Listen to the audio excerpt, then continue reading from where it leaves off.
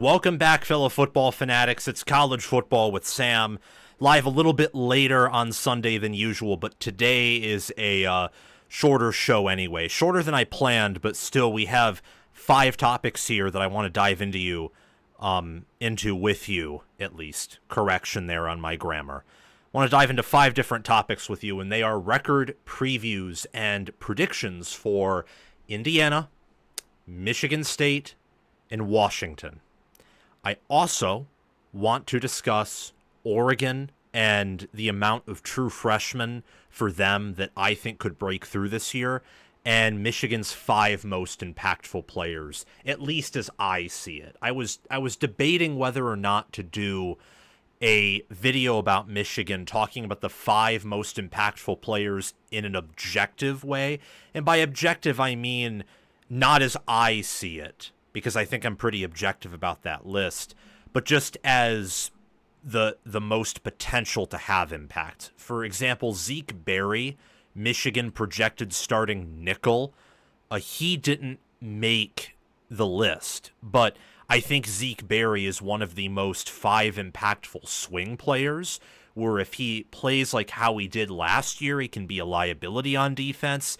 If he plays like he did towards the end of last year, well, Michigan's defense could take a step forward in a major way, especially at the secondary. It's the same thing, I believe, for Donovan McCulley. He's a major swing impactful player. He plays to his ceiling.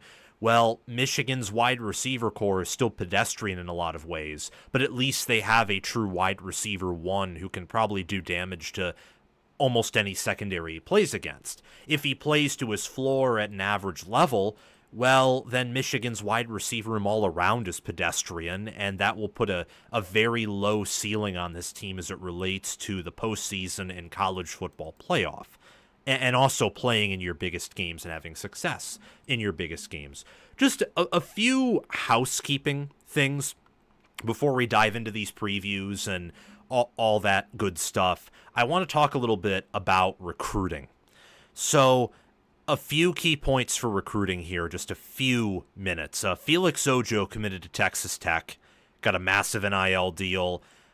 I will say that for Ojo, it was the wise move to take that deal because no one else is going to offer it, and you're getting paid more than a lot of NFL rookies as a 17-year-old right now, turning 18 years old. He may not even be 17 yet, or he turned 17 very recently. I don't know. But a lot of people believed in him. Texas and Ohio State were offering him significant deals as well, not even close to what Texas Tech did, which was 5.1 guaranteed, of course, with some asterisks in there that I don't know enough about to talk about. But 5.1 million guaranteed. Ohio State and Texas weren't going to offer that. But they were going after him hard. They now have to look at other options there, and Texas Tech is a big get. Their billionaire, Campbell, who played at Texas Tech as an offensive lineman, someone tweeted at him after the Texas Tech-Colorado game last year where Colorado mauled Texas Tech in the trenches. They tweeted at him saying, buy us an offensive line, and his response was he would. He got Howard Sampson in the portal, who I think is going to be one of the best, if not the best offensive tackle in the Big 12, minus Spencer Fano, who I think might be the best offensive tackle in America, along with Francis Mauigoa. And he got the commitment of Felix Ojo, and then a player in the 2027 recruiting class, offensive tackle, I believe, Cooper Hackett out of Oklahoma, top 10 player overall in that 2027 class, around Ohio State wide receiver commit Jameer Brown. He's 6'6.5", 250 pounds. He received a crystal ball to Texas Tech, and I can easily see him committing there. I mean, Texas Tech is involved in the NIL space, in the trenches. They do not believe that this new House settlement, as it relates to NIL restrictions and restrictions on how much you can pay players on a given basis, they don't believe it will hold up. And I actually agree with them. I don't think it will hold up. So in regards to Texas Tech, I mean, from my perspective, good for them.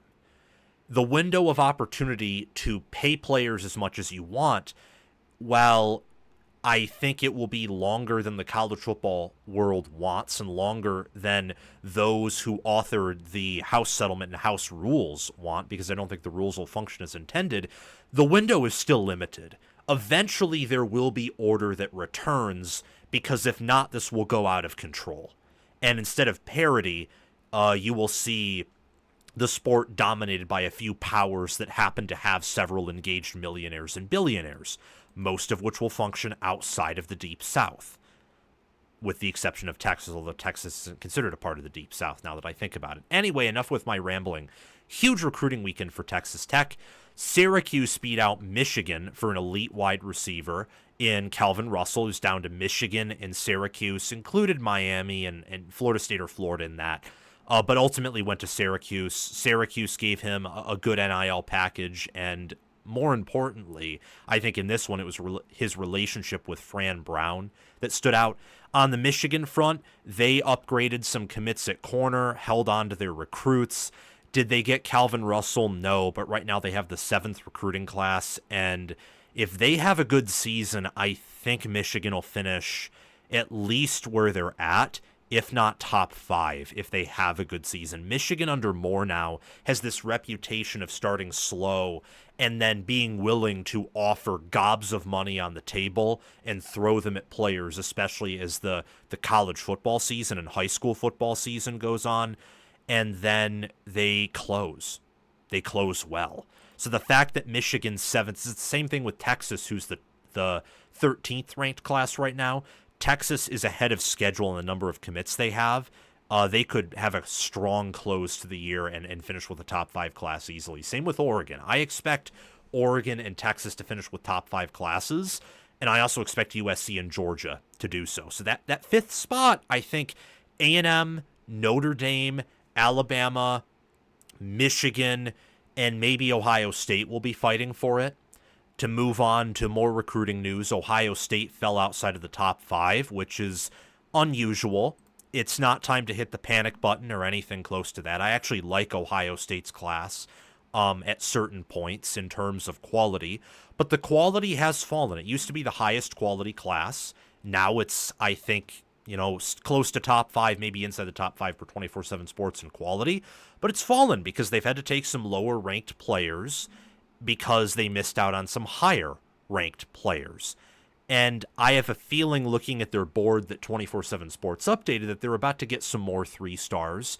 Maybe they can get some more 4 stars and 5 stars, but it seems like from here on out, given where Ohio State's at with NIL and how Bjork, because he helped write some of these house rules, he's deeply involved, he wants this to work.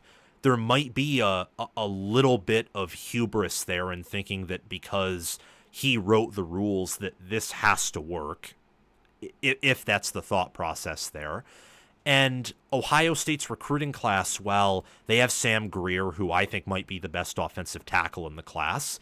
They have elite wide receiver prospects like Chris Henry Jr., who's probably the number 1 wide receiver prospect, Blaine Bradford, who's a great safety, Caden Dixon-Wyatt's a great receiver. I think Sincere Johnson's going to be a really good linebacker at Ohio State. The class does not have a lot of top 100 players. It is 5 of them, and none of them as of yet are ranked inside the top 30 or top 20 by 24/7 Sports, which means, according to 24/7 Sports, not the composite, Ohio State doesn't quite have a 5-star yet. And it's unusual territory in the sense that Ohio State's still recruiting very well, but instead of being a unanimous top 3 or top 4 class in terms of quality, it's a class that in terms of quality is worse than Alabama, worse than Notre Dame. It's about the same as A&M, same as Georgia. It's barely ahead of USC, and USC has 10 more commits and is recruiting better on the defensive line than Ohio State is.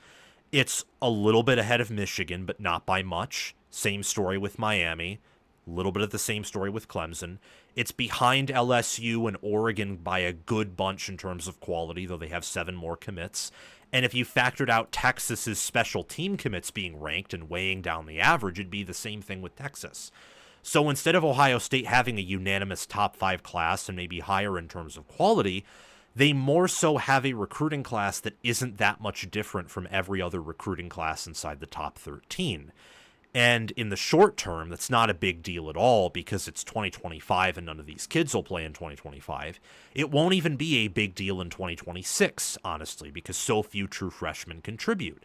Think of last year. The only true freshman for Ohio State to contribute was Jeremiah Smith because he was the best wide receiver prospect in the history of the sport.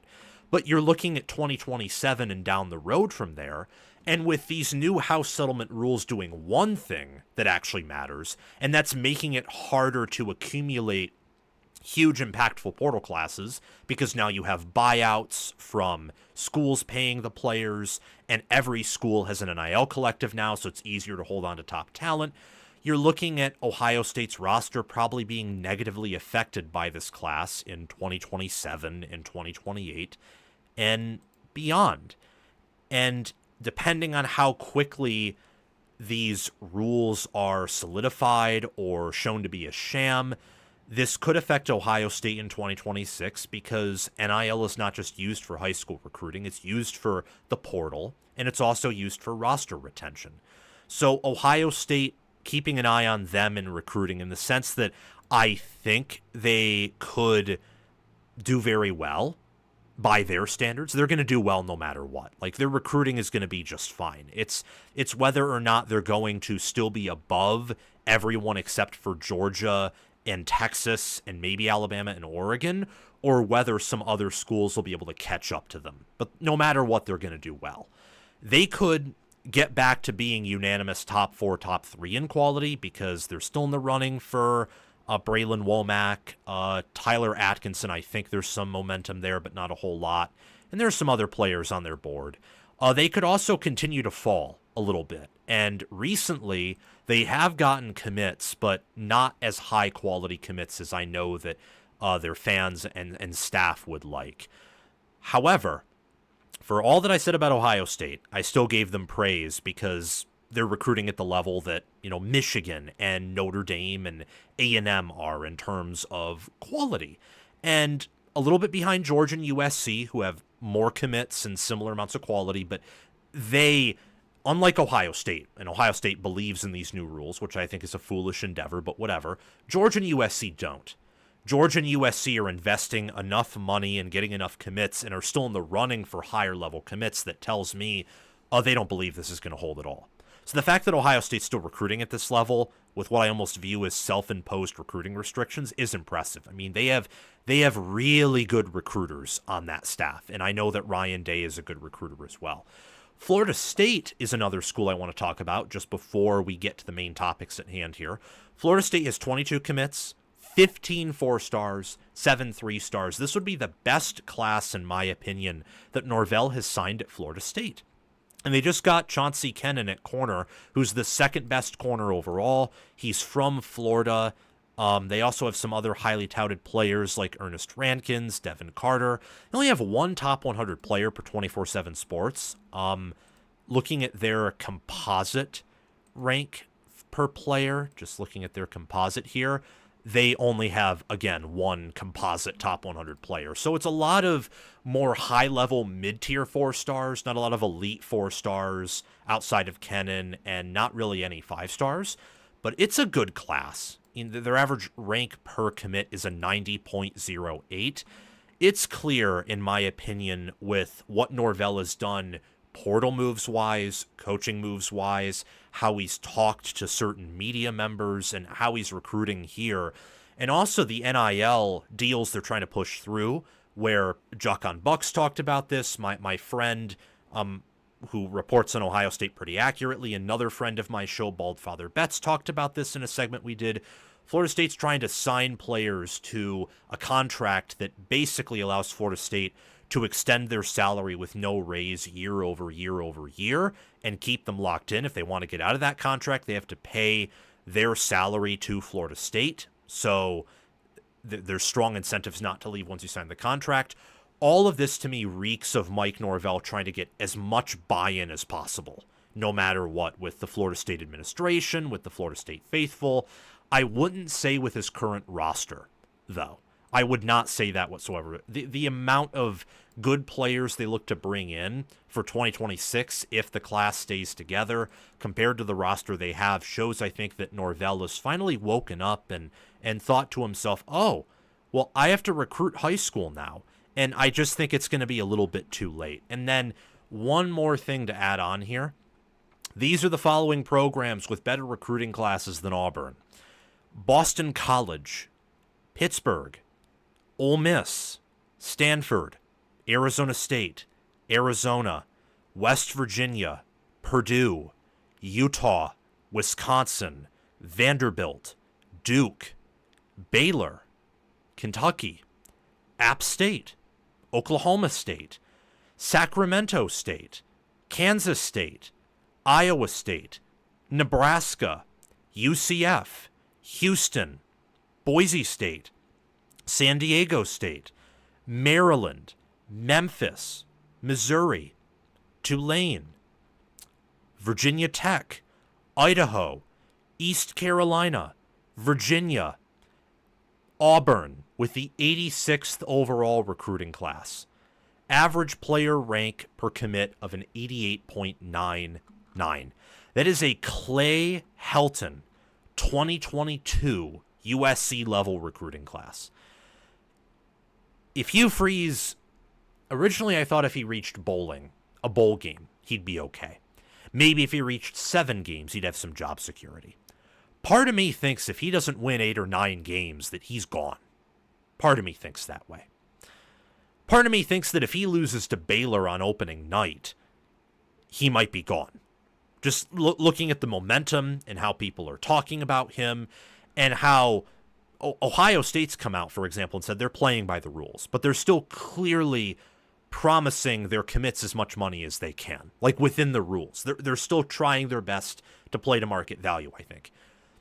It seems like Auburn in recruiting has quit, and their funds are completely dry. So that tells me that Hugh Freeze might be in just a little bit of trouble. And then they'll have to rely on the portal. If they succeed this year, they'll have to make a bunch of late additions. A lot of classes right now in the SEC that are lagging behind, and there are several, I could easily see them catching up to being top 15 classes by the end of the year, depending on how well they do.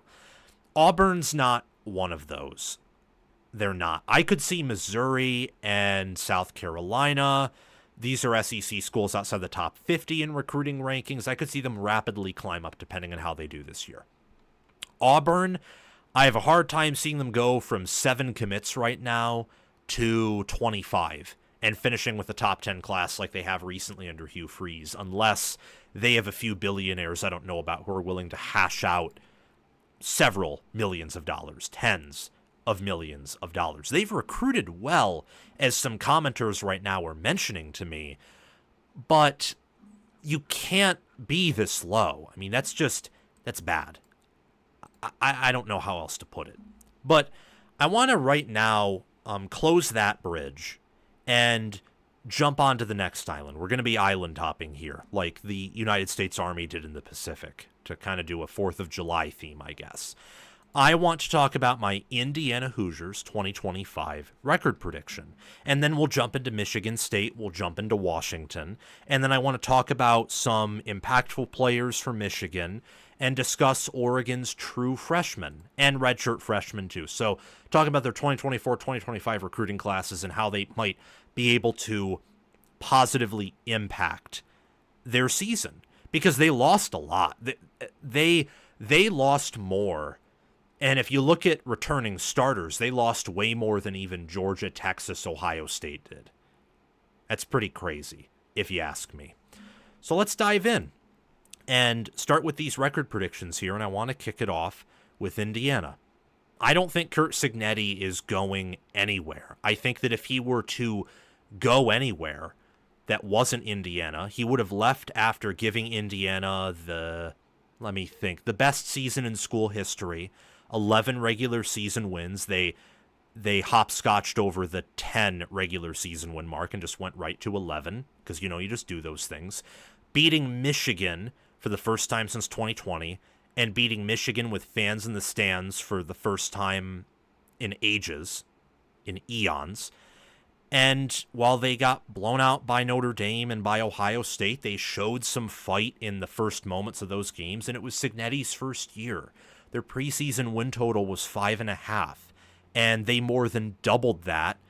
In fact, they exactly doubled it. 5.5 times 2 equals 11 in the regular season, and he's still here, and they gave him a pay raise. I don't think Indiana is going anywhere under Curt Cignetti, even in 2025. Their preseason win total is 8.5, and they're coming off of a 11-2 campaign where they lost in the first round of the college football playoffs. They were tied for second in the Big Ten.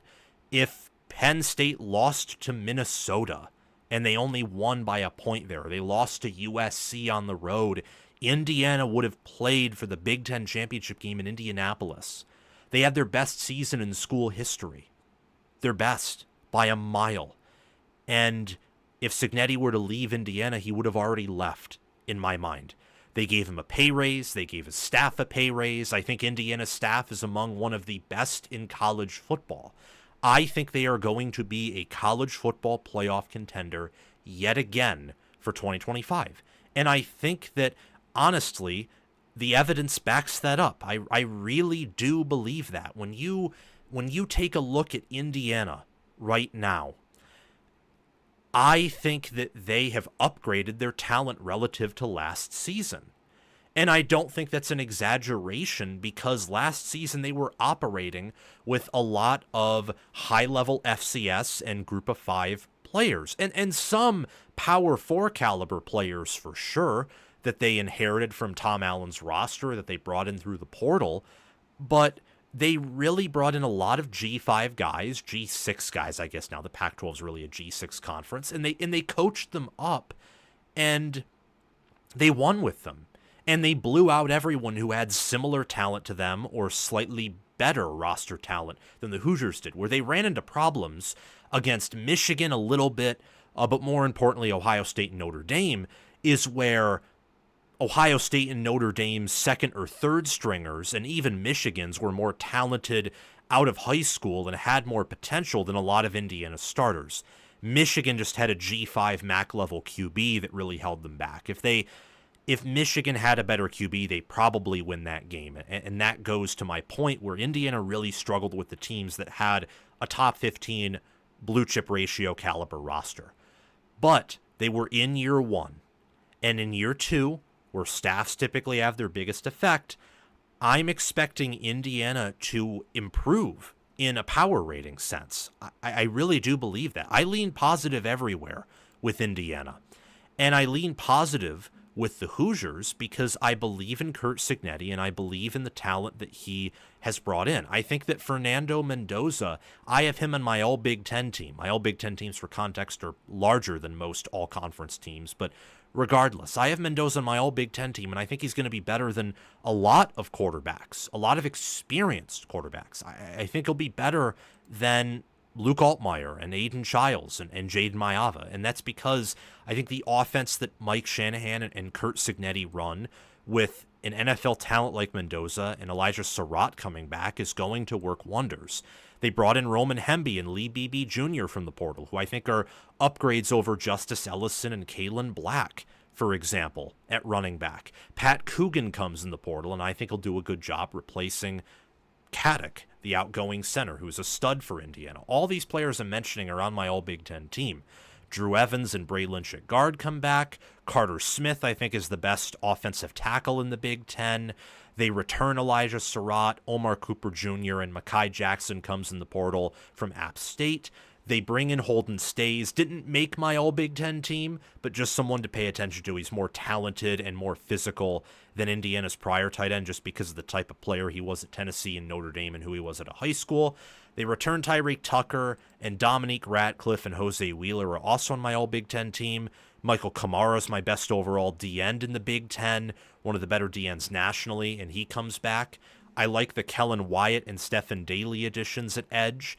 Aiden Fisher received votes to be an All-American at linebacker last year. He's back, and I like Elijah Hardy, their second best linebacker. Amari Farrell comes back, and then D'Angelo Pons, who I have as my second best overall corner in the Big Ten, only behind A.J. Harris, he returns. And look out for Jamari Sharp and Devin Boykin at defensive back as well. Same with Lewis Moore, who wasn't on my all Big Ten team, but is a name to pay attention to. Did well at Indiana in 2023, did a good job as a rotational player at Ole Miss last year, and now he is with the Hoosiers again. This team plus 650, not 250, although I think it should be somewhere around that. Plus 650 odds to return to the playoffs, plus 5,000 odds to reach the Big Ten championship game and win it.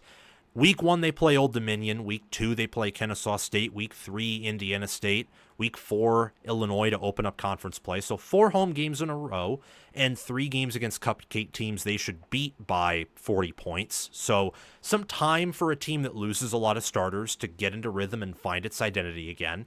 They play Week 5 against Iowa. They get a bye Week 6, play at Oregon Week 7, host Michigan State Week 8, host UCLA Week 9. They have back-to-back road games against Maryland and Penn State Weeks 10 and 11. Week 12, they host Wisconsin. They get a bye Week 13 before playing at Purdue in Week 14. I think that this team realistically can go 11-1. I do not think they're going to go 12-0. I think that Indiana just doesn't have the talent to win both the Penn State and Oregon game and beat everyone else.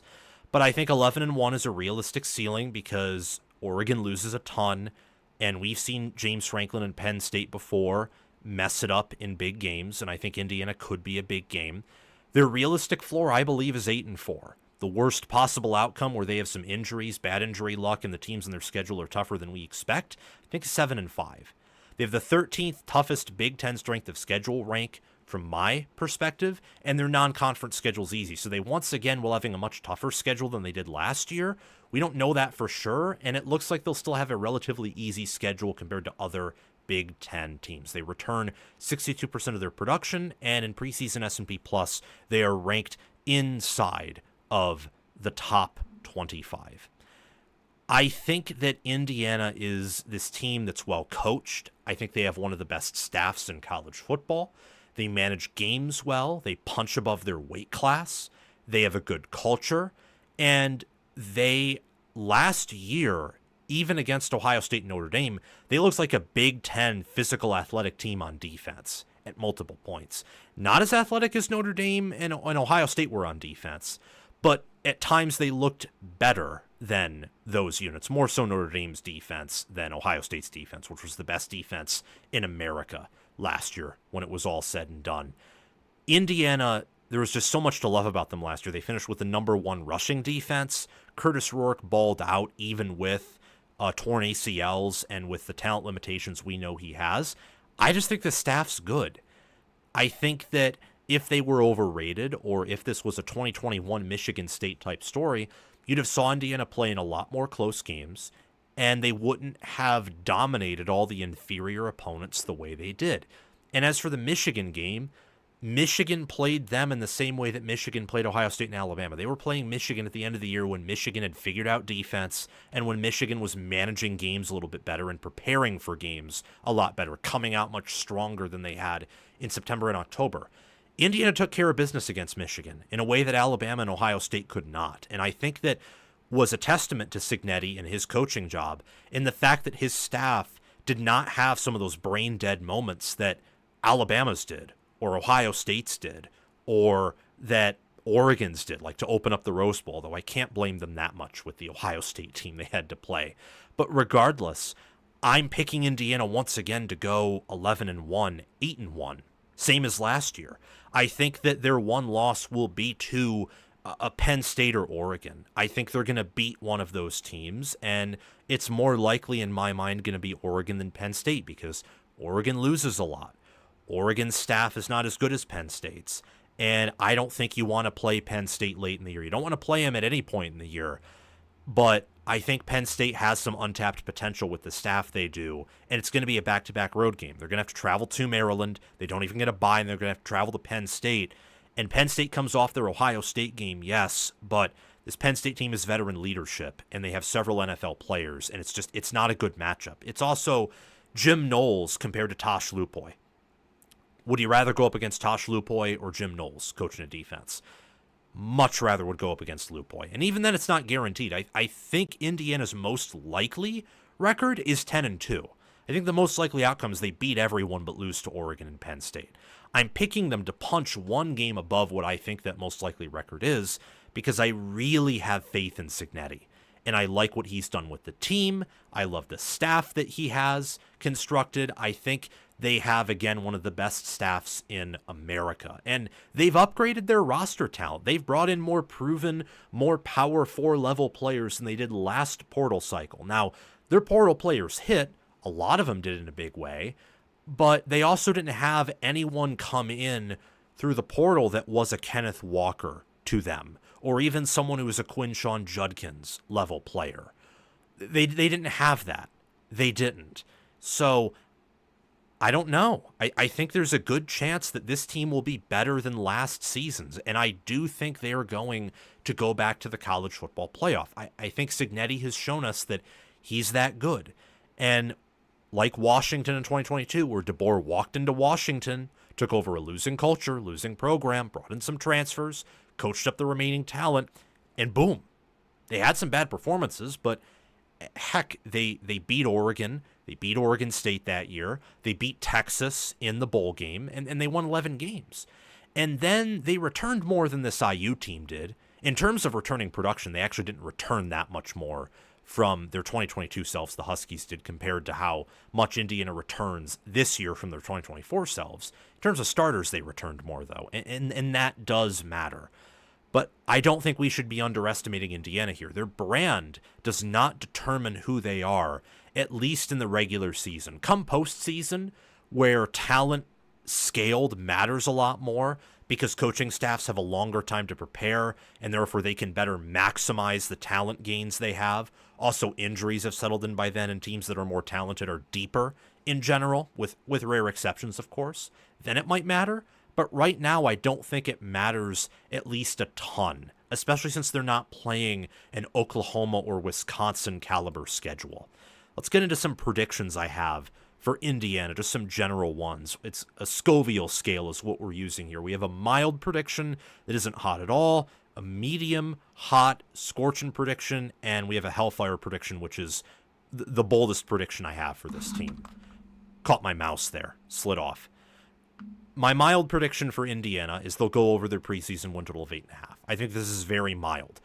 To go over or under your preseason win total by a half win is a mild pick, no matter what.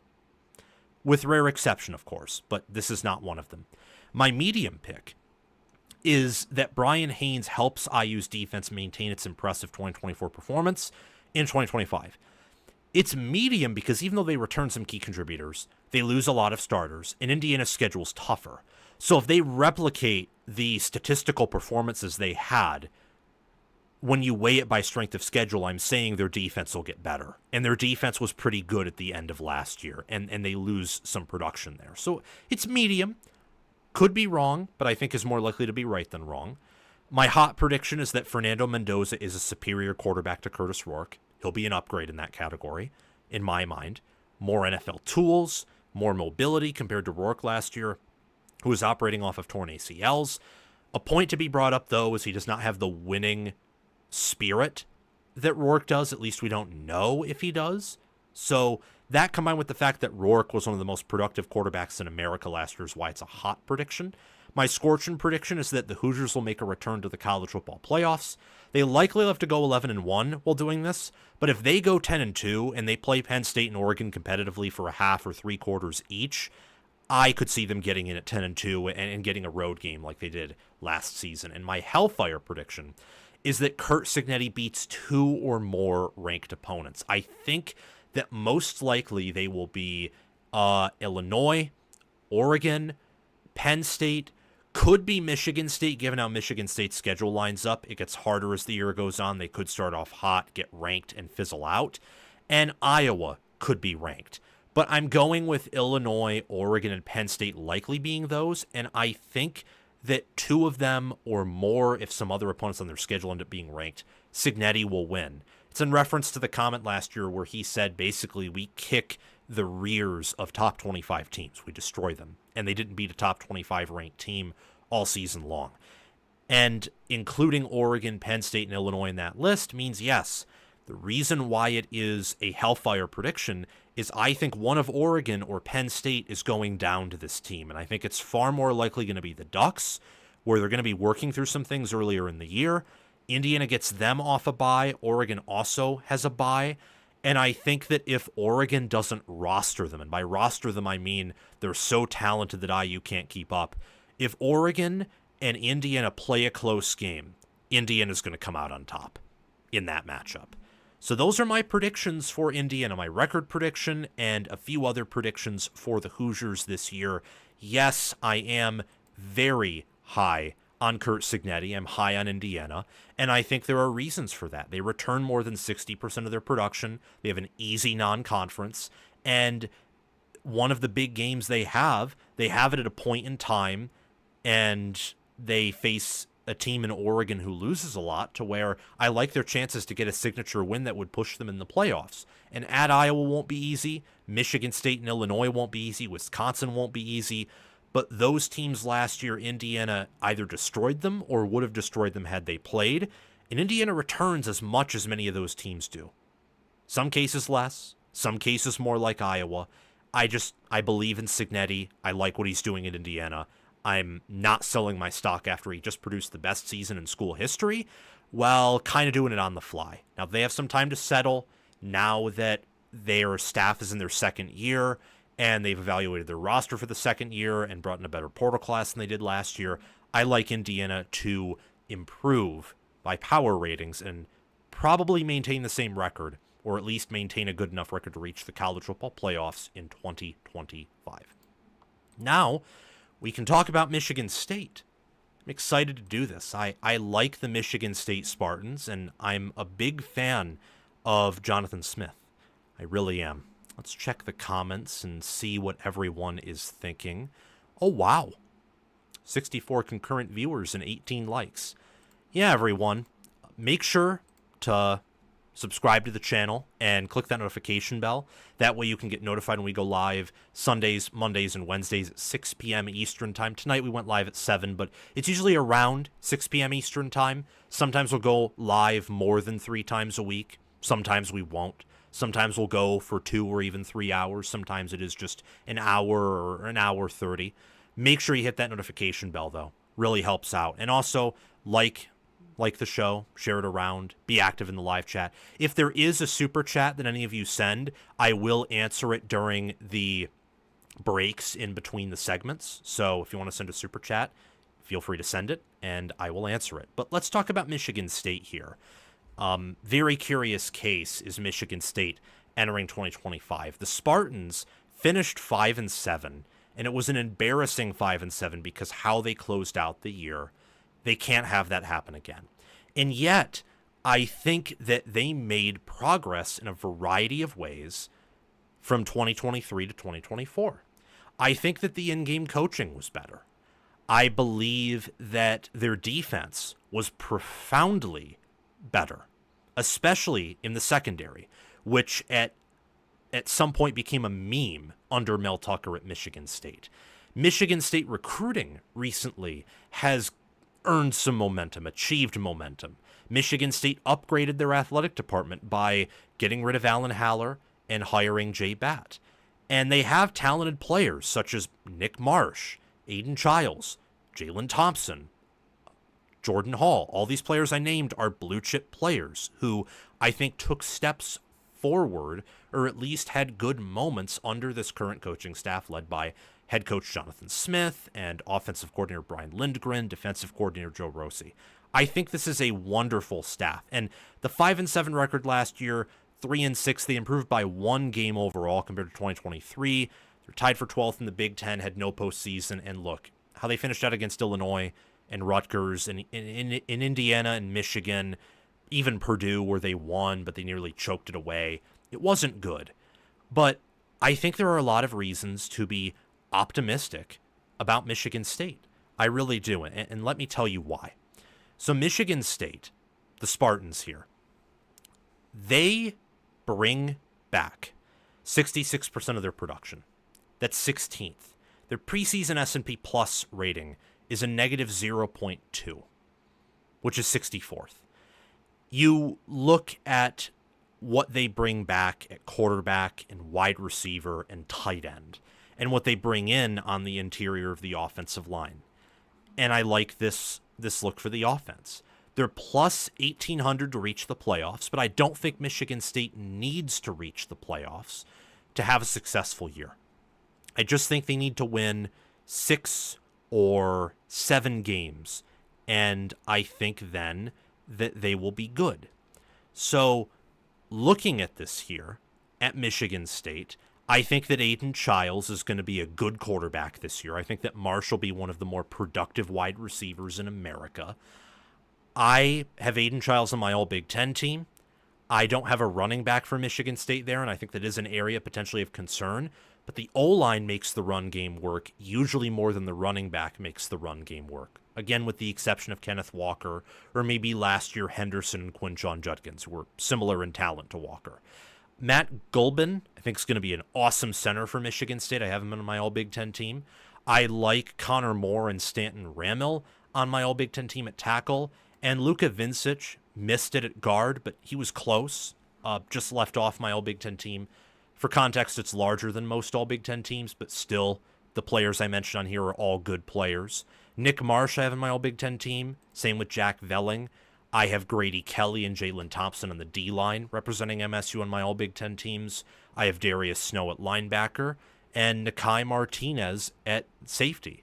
And I also have Ryan Eckley as the best overall punter in the Big Ten. And Michigan State, look, they brought in some key transfers like Amari Kelly, for example, at wide receiver, and Krishawn McCray. And I really love the depth they have there, along with having their alpha wide receiver one, Nick Marsh, who is a player that I am admittedly high on. And with this schedule, I could see Michigan State pulling off a record comeback similar to what Indiana did last year.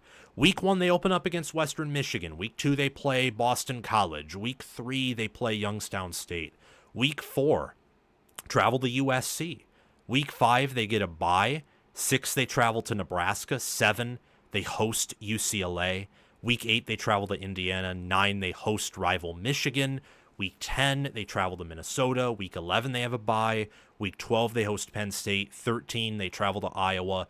14, they face off against Maryland in a neutral field game at Ford Field.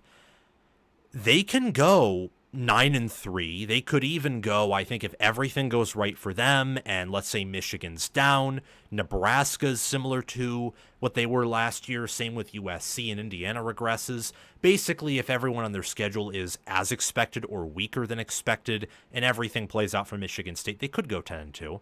Now, that's not realistic in my mind, but 9-3 is, 8-4 certainly is. They could also regress and go 4-8, but I think their realistic floor is 5-7 again, which would be very disappointing, potentially worthy of firing, potentially, depending on how it looks. And their Big Ten conference strength of schedule is tough. It's the 4th toughest Big Ten conference schedule, only looking at the conference games. So you have to play USC, Nebraska, Indiana, and Minnesota and Iowa on the road.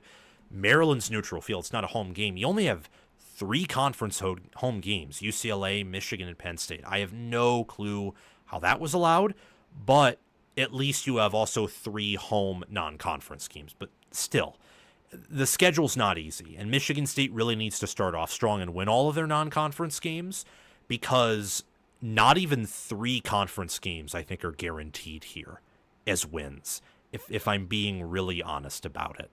I'm bullish on Michigan State, though. I view their staff similarly to how I view Indiana's.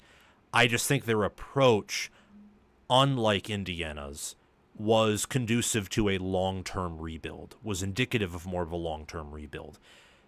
Indiana was able to bring over a lot of their players who weren't necessarily coveted by higher-level Power 4 teams because they were from the G5, and because Curt Cignetti was there for a while. And I think the way he left rubbed his players in a better way than the way Smith left, where it was very abrupt and it wasn't communicated all that great. And then because he was at Oregon State, a Power 5 school at the time in the Pac-12, a lot of the players that he could have brought with him elected to go to other schools like USC or Miami, for example. Damian Martinez going from Oregon State to Miami. I'm still bullish on Michigan State, though. I love this staff. I'm a really big fan of it, especially Jonathan Smith and Brian Lindgren. I like their offensive line coach, their tight ends coach, their wide receivers coach, Courtney Hawkins, who they retained from Tucker's staff. I think was one of the only good staffers with Tucker. Wise decision to keep him. I have Michigan State going 8-4. 5-4 in the Big Ten. They'll be tied for 7th in my final Big Ten standings that I'm predicting. They'll go to a bowl game. Now, of course, these predictions, this is a bold one for MSU because they're going from 5-7, 3-6 to 8-4, 5-4, even though their schedule's still tough. These will be revised. Doesn't mean they'll be changed, but I'm going to look back over these schedule predictions and redo them in either late July for some of these teams or at least early August. I don't think I'm going to be redoing this, though. I'm convinced, even though Michigan State does not have the roster to go normally 8-4 with this schedule, I'm convinced they will. Because this staff is better than every staff they will face except for Penn State. And they get that team at home off of a bye.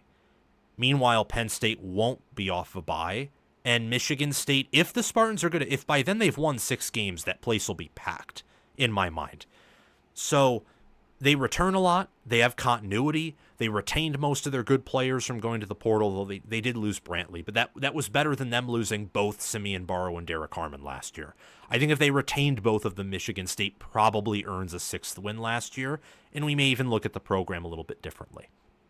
But looking at the Spartans and what they provide in terms of staff, in terms of skill position players on offense, running back's a little bit weak, but I like tight end, I like wide receiver, love quarterback, especially in year 2 with a better offensive line to support him and a position of weakness at running back. And the defense for Michigan State last year, you look at them statistically, they were close to the top 5 in yards allowed per game, passing yards, rushing yards allowed. The offense was just so bad and turned it over so many times that the defense couldn't hold up for the entire game. And Joe Rossi is known for commanding defenses that don't get a lot of pressure, don't get a bunch of sacks, aren't finesse defenses, but they keep everything in front of them. They really frustrate you. They don't get a lot of TFLs or negative plays, but they don't let you get big plays or a lot of positive plays. They force you to work to get downfield. I love him as well in his second year with the defense. I think this team is going to not win the Big Ten. They're plus 11,000 in Big Ten odds, and their win total is 5.5 for a reason. But I do think they're going to explode this year. Looking at some more general predictions for Michigan State here, a Scoville scale of predictions. A mild prediction, medium prediction, hot prediction, scorching prediction, and hellfire prediction. Predictions all scaled in terms of boldness using a Scoville scale as kind of an analogy. My mild pick is that Michigan State is a much, much better quality team in 2025 compared to 2024. Much better because returning production says they probably will be, and it's year 2 of a staff that is viewed unanimously as at least average or above average, and consensus is viewed as good or great. My medium prediction is that Aiden Childs will be a top 20 quarterback in America with a top 50 offense. Now, top 50 offense may not sound amazing, but Michigan State last year at the end was in truth terrible. They were not nearly as bad as they were the prior year, but they were still unimpressive. They finished with a scoring offense that only scored 19.3 points per game, 123rd. And I'm telling you, I'm expecting them to have a top 50 offense in terms of points per game and efficiency. So success rate or ESPN's FPI offense or their efficiency offense. They would go from scoring probably 19 points per game last year to the high 20s or low 30s is kind of what I'm thinking. Or at least mid-20s, but that's still an additional touchdown per game. And that would certainly be enough to where if they win some close games, they could certainly get to 7 or maybe even 8. And I think their defense will be better too, although that's a topic that we'll talk about in a little bit here. But I love Aiden Childs. I love his physical tools. He's mobile. He's made some NFL throws. He has good arm strength. He can have good accuracy. He just needs to work on the turnovers, and the turnovers were better as the year went on. I just think the O-line got worse, the roster got more banged up, the schedule got tougher, and that sucked a lot of life out of the team. A hot prediction is that at some point the Spartans are ranked inside the top 25. I think that they're going to go 3-0 in their non-conference schedule, obviously. They likely won't beat USC, but USC is not Ohio State, Oregon, or Penn State. They could win that game. If they don't, off the Week 5 bye, they could beat Nebraska, because I think their staff is better than Rule and his staff, and Nebraska's roster is top 25 in talent, just outside the top 20. So Nebraska's roster is closer to Michigan State in talent, in blue chip, in high school talent, than they are to even Michigan or Penn State, who are just top 15. Because once you get to the top 15, or even a little bit before that, every ranking you go, you begin to not exponentially improve, but improve more rapidly at a faster pace. Not quite exponential, but you get the point. And it's exponential when it comes to winning championships, for sure. I think whether it's they split the USC and Nebraska games, I definitely think they beat UCLA. I think there's a good chance entering Indiana, or if Indiana has a down year, or MSU's just that up and maybe they beat Indiana, entering week 8 or 9, I could see them being ranked fringe top 25. And I think they do split USC and Nebraska and then beat UCLA. So 5-1 entering that Indiana game with a win over a team that many would view as top 25, I think that'll get them ranked at like 25th, maybe 24th. But I could be wrong. My scorching prediction is that Michigan State will finish with a statistically top 25 defense due to many factors. These factors being all they bring back, the fact that Grady Kelly was a good player at Florida State in 2023 before the defense fell apart last year. Their secondary should be more secure and deeper than it was in 2024. You also got to think about their linebacker core. They returned Darius Snow. They returned Jordan Hall. They have others that they bring back there too. And Rossi is a good DC. So I think in year 2, statistically, they'll have a top 25 defense. I don't know if scoring-wise it'll be top 25. But in terms of total yards allowed, and whether it's rushing yards or passing yards or both, I think they'll be inside the top 25 there. My Hellfire prediction is they win 8 games, and if they don't win 8 games, they're going to win 9. So they'll be a Walmart version of what Indiana was last year in terms of where did this team come from? That kind of shock and awe factor. They'll win at least 3 more than they did last year, following or fulfilling a Mark Rogers prediction when he was on my channel. I don't think he told me this live while we were recording, but I think after the fact he told me, or maybe it was toward the end of the segment, I forget, but he said that every year, on average, over the past decade or so, 3 or 4 or 5 teams in the Power 4 conferences win or lose 3 or more games than they did last year. 3, 4, or 5 teams. I think Michigan State's going to be one of those 3, 4, or 5 teams that wins or loses 3 more games than they did the prior year. And for Michigan State, it's on the positive side. I think they'll win 3 more games than they did last year. They had some losses last year where if they were healthier, or they maybe held on to their 2D tackles, or they were in year 2 instead of year 1, that maybe they turned 2 of those losses into 2 wins. They beat Boston College, or they don't get blown out by Rutgers, or they beat Michigan, or they hold on to Illinois in the 4th quarter instead of letting Illinois get away, and they pull out a win there. Or maybe they don't beat Ohio State, but it was competitive for almost a half, so maybe they compete with Ohio State. The outlook of the program might be different if that were the case. So I'm bullish on Michigan State entering 2025. I think that Smith is going to have a really productive season, and I would expect Michigan State to have success in their bowl game. And if not that, I still think they're reaching 8 wins in the regular season. 8 wins in the regular season with an opportunity to win 9 in the bowl game. That would be huge. That would be absolutely massive, massive for Michigan State and Jonathan Smith and company. Okay. Alrighty here. We're done with that, which is good. One more thing I want to do. Just ignore this while I'm trying to figuring it out live. I feel like there's this transition issue where this just pops up and I don't quite know what to think of it. Like I don't quite know. So I'm trying to figure that out and why it pops up like that, because it's supposed to just You know, it's supposed to just slide right over. That's what it's supposed to do. And I don't know why it's not sliding over. And instead I'm sliding over and then it pops over. I'm trying to figure this out live, and maybe it's not smart for me to do that, but I'm trying to figure this out. So let me watch one of my recent. It's funny that I'm doing this live. This will be cut out when I edit the segment, by the way, but it should make it pretty entertaining because we're still going to talk football here. So, like, let me see this if it were to do the same thing on my Nebraska video. It's a little cosmetic thing that you guys may not notice, but it still bugs me. So let me see what's going on here. And while I'm paying attention to that, how are you guys doing? And would any of you like to see a bold prediction segment? Would any of you like to see a bold prediction segment where you tell me bold predictions in the comment section or my Discord server, and I make videos out of it as in a similar way we did the question and answer? Curious for your thoughts. And yeah, just looking at that video there, I did just confirm that something's up. See, it slides away and then it disappears. And here, see, I don't know quite what that is.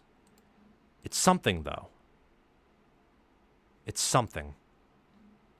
Don't quite know what.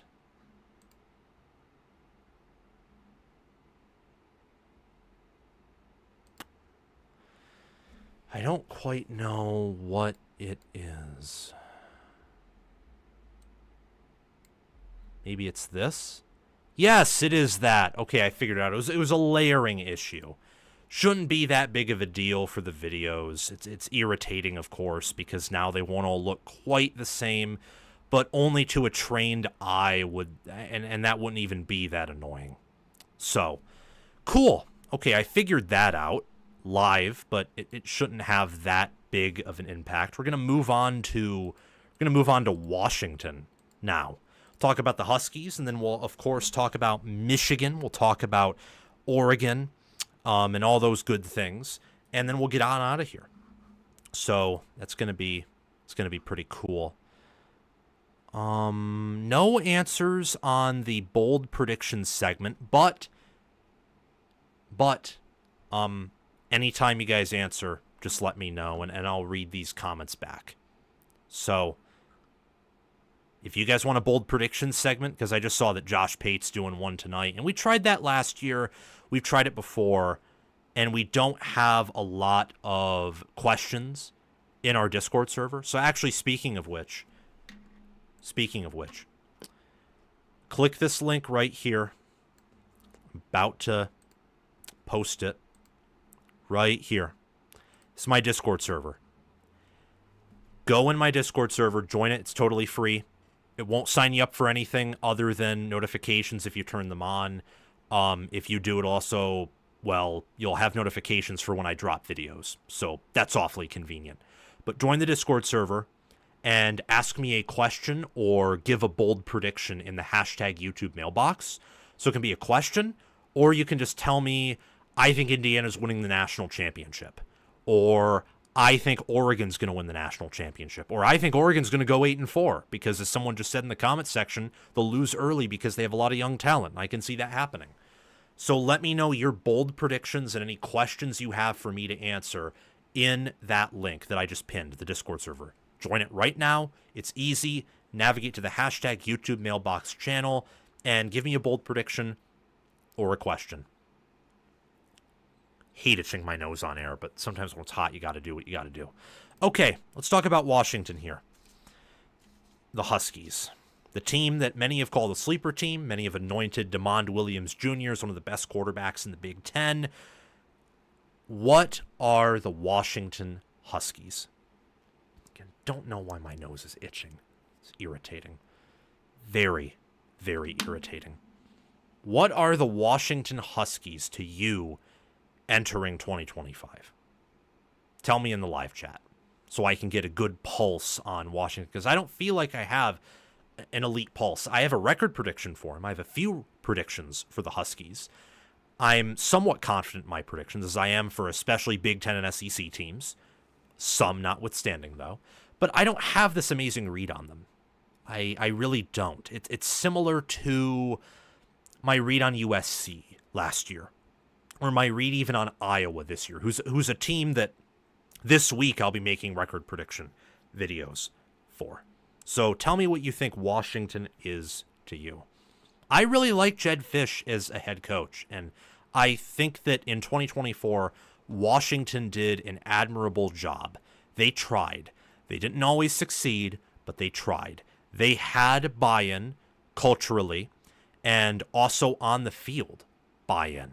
DeMond Williams Jr., he sat behind Will Rogers, and DeMond Williams Jr. was much more talented than Will Rogers. I think that maybe if they started him earlier, maybe they could have won more games. But again, I like Jedd Fisch, so I'm not going to question him too much. They went 6-7 last year, lost the Sun Bowl. I watched some highlights of that game today, actually, to prep a little bit for this video, to get a picture of DeMond Williams, and also just to watch a Washington football game, because they've been entertaining. Whether it was their winning ways in 22 and 23, or last year they played in a bunch of close games and tried their hardest, won some good games, lost in some bad ways, but overall were competitive for the whole season. Played some entertaining football, played some good football, and they had a good staff. And Brennan Carroll's gone, Steve Belichick is gone, Ryan Williams is in. Well, not Ryan Williams, but Ryan Walters is in. I guess I merged DeMond Williams Jr. and Ryan Walters together. But those are some big names for Washington this season. Those are actually, I think, the two most impactful names. The new defensive coordinator for the Washington Huskies, Ryan Walters, and the new quarterback for Washington, DeMond Williams Jr. Those are the big names. And they're the big names because Washington they don't bring back a lot. They only bring back 52% of their production, which is 79th. And they're barely ranked inside the top 40 in preseason S&P+, viewed as 6.4 points better than the average college football team. Their trench play hasn't really gotten better in the grand scheme of things for this season. Now, long term, I buy Jedd Fisch and I buy Washington. And I think that bringing in someone like Carver Willis on the offensive line is a big deal. So they'll be a little bit better there, and they return Javon Parker. Those are two players on my all Big Ten teams, by the way. But in looking at Washington's roster, I found myself viewing this team as a team that's going to really have to be on the receiving end of good coaching from their staff and on the receiving end of bad coaching from their opponent's staff to really have a good year. DeMond Williams Jr. is on my all Big Ten team, and I think he's going to be a really good QB this year. But I also wonder if now that opponents have some film on him, and with some of the limitations of his supporting cast, I wonder if he's being a little bit overrated, though some, I think, still underrate him. I love Jonah Coleman. Jonah Coleman's a top 10 running back in all of college football, and he is someone who can totally make up for an offensive line not being where it needs to be. Again, as I already mentioned, I have Carver Willis, tackle for Washington on my all Big Ten team. I have Denzel Boston there too, and Amari Evans, incoming transfer wide receiver from Penn State, is someone to watch out for, just to pay attention to for the Washington Huskies. Didn't reach my all Big Ten team, but pay attention to him there. I like what Washington has on defensive end with Javon Parker. I think that they have a good cornerback room potentially as well with Dakario Davis and Ephesians Prysock. And they have some good players too overall, but they don't quite have, I think, a Big Ten ready roster. They have a Big Ten ready wide receiver room, one of the better wide receiver rooms in the Big Ten. They have a Big Ten ready quarterback. Ryan Walters has done well in the Big Ten as a defensive coordinator at Illinois. Jedd Fisch has performed well in the Pac-12 at Arizona when it was tougher, and he's working at a former Pac-12 school. He's been very much a West Coast guy, not in terms of philosophy, but in terms of, because we're not talking philosophy, I don't quite know how deeply connected he would be to a West Coast offense, for example. Not that advanced here in this segment. But, coached at UCLA, coached at Arizona, coached at Washington now. He's been out there. So I think he's a good fit for the Huskies. I question their roster, if I'm being honest. This is a team that I don't have the best read on, if I'm being honest. Not because I don't know them at all, but because there's a lot of give or take with this team. Let me name you the offensive line starters for Washington, for example. Carver Willis and Drew Azzopardi at tackle. Azzopardi was good in the portal, was a good portal addition, but wasn't really a great tackle last year. Willis was a great tackle at Kansas State. The reason he left Kansas State's because Washington's in the Big Ten. They have a bigger, better budget, and obviously you're going to get on TV and be more highly recognized for doing well in the Big Ten than the Big 12.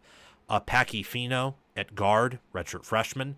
Gieran Hatchett, guard, right guard, incoming transfer, redshirt senior. And Landon Hatchett. And Gieran Hatchett transferred from Oklahoma into Washington. That's the projected starting offensive line. Who on that O-line, outside of Carver Willis, can you definitely tell me is a good player? I don't think it's definite outside of Carver Willis. So there's a lot of variability there. And then on defense, they have, of course, 11 starters, as does everyone. And 6 of those 11 projected starters are incoming transfers. Now, all of them are seniors or juniors or redshirt juniors. But regardless, still a lot of transfers.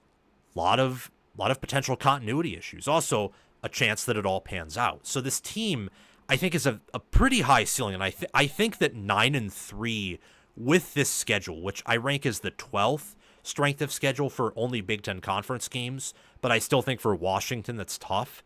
9-3 would be that would be a coach of the year caliber season, I think, for Jetfish, and they're capable of that. I think more realistic is 8-4 as their ceiling, but it's reachable. And with the travel they have, I mean, let's look at their schedule here. Colorado State in week 1, UC Davis at week 2. They get a bye week 3 before traveling to Washington State on the road week 4. It's a rivalry game. Washington State does not have a lot of talent, even less talent than last year. That should be a win, but you just never know. Week 5, they host Ohio State. Week 6, they have to travel to Maryland. From Washington to Maryland, that's thousands of miles of travel. They have to host Rutgers week 7. Then they have to travel to Michigan week 8. Going from Washington to Michigan, from Seattle to Ann Arbor. A lot of travel. They get Illinois at home week 9. They get a bye week 10. They have to travel to Wisconsin, from Seattle to Madison, Wisconsin week 11. That's going to be tough. They have to host Purdue week 12, travel to UCLA week 13, and then host Oregon week 14. If you're Washington with your home game win streak, you want those tough games in Oregon and Ohio State at home. You'd ideally want Michigan at home again, too. You beat them last year at home by 10 points. But the fact that, Maryland, I think Maryland is going to be a little bit of a pushover, but they still have some talent. Michigan won't be a pushover. Wisconsin won't be a pushover. UCLA won't be a pushover. UCLA with Nico and some of the talent they have, and just how sleepy the Rose Bowl is to play in, is going to be a trap game for a lot of teams. 4 of those games are either trap games or games in which Washington won't be favored. And then Oregon and Ohio State at home, this team can go 6-6. And if everything falls apart, and we've seen this happen with Ryan Walters' defense before, we've seen this happen with teams that are shaky in the trenches before, they could go 5-7. Now, I think that's everything going wrong, so I'd say 6-6 is the more realistic floor. This is a team that could be power ranked top 20 or power rated top 20 or outside the top 40. And depending on how their schedule shakes out, they could both go 6-6 in different simulations. That is how I view Washington in 2025. I'm ultimately siding with them getting a little bit better, significantly better, I'd actually say, in terms of power ratings, but in terms of record, only getting a game extra compared to last year. I think they'll beat Washington State, whereas they lost to them last year. I still am picking them, though, to go 4-5 in Big Ten Conference play. So 7-5, 4-5 in Big Ten Conference play, tied for 10th in the Big Ten. They'll go to their bowl game and probably win it due to virtue of playing in the Big Ten, and that's a tougher conference, obviously, than the Big 12 and the ACC. I think that they will probably get matched up favorably in a bowl game and then probably go 8-5. So, including the bowl game, they'll earn 2 more wins than last year. I could see them earning more wins. I think that every game, this is going to be bold. I think because of how things line up, the travel and who they host, I think every game's winnable. But I also think that every game except for Purdue at home, maybe Rutgers at home, the first two games against Colorado State and UC Davis, and maybe Washington's in the road, I think that all of them are, well, losable. I think that they have a lot of losable games, a lot of winnable games, of course, but it's going to be tough to get more than 7 or 8 wins with this schedule, with how this team is built. I think that, like a lot of teams I've studied so far, their year is 2026. It's not 2025. Let's dive into some more predictions I have for Washington. I think that DeMond Williams Jr. will be a top 25 quarterback in the fall. This is my mild prediction. We're doing 5 predictions here on a Scoville scale. Mild, we have medium, we have hot, scorching, and hellfire. My medium prediction is Washington will win a road Big Ten conference game. Now, it's medium because they didn't do that last year. And I don't think this team, in terms of build, is definitively way better than last year. So their road Big Ten games are Maryland, Michigan, Wisconsin, and UCLA.